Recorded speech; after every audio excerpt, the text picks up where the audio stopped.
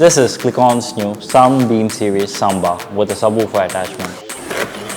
Inside the box, you'll find the warranty card, the instruction manual, along with the remote control and an auxiliary cable, and the main unit.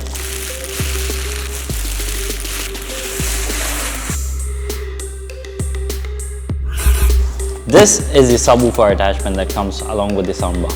The soundbar features USB connectivity, Bluetooth connectivity, aux, optical and HDMI connectivity.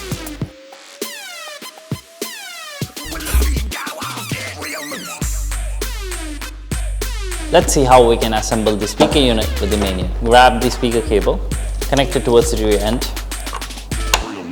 Now, the good thing about this soundbar is it's both wall mountable and you have a small pin with a rubber tip. Simply put them together.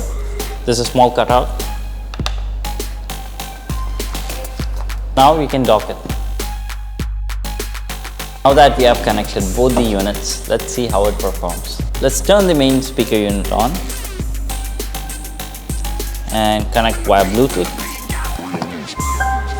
It's connected.